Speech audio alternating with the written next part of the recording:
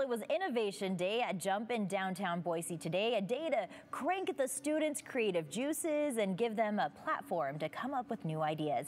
News Channel 7's Jude Binkley was there and joins us now with a look at some of his favorite student inventions. Hi, Jude. Hey, Shira.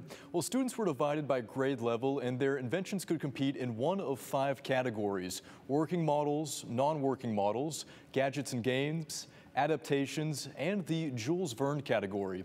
Now, all the inventions I saw started by a student asking a question about how to solve a problem, and there were some very creative solutions. About 150 young inventors from 1st through 12th grade showcased their inventions at Jump on Friday, part of Jump's Innovation Day. It's one of 3 regional events put on by Invent Idaho, a competition that inspires kids to get creative and come up with ideas and inventions to solve problems. What's most heartwarming about it is usually the story behind why they chose their problem. Why did they pick to choose a real-world problem and try to solve it? Usually it's something in their lives. For a young inventor, that could be something like the Sibling Separator 2000. Or how about the Super Duper Dish Put-Awayer? Wish I had that as a kid.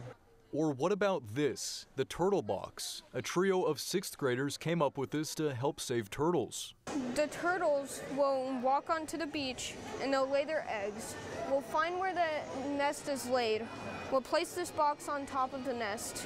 Once the turtles hatch, they're going to crawl out of the sand, and then they're going to go through the tube. Since they're attracted to sunlight. 10th graders Sebastian and Jolie came up with Lunar Tech after their friend was jumped on a dark street. It is a street lamp that harvests solar and lunar power.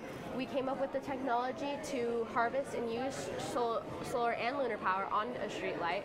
And so when the moon comes out, it harvests the lunar power and uses it to light up the streets. And 11th grader Ariel showcased a working model of Fazio music healing. It combines music healing and frequency healing into one easy-to-use, consumer-friendly device.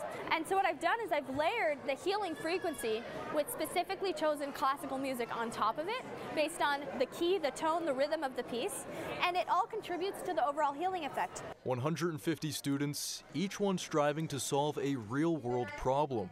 And so it's often very heartwarming hearing their stories.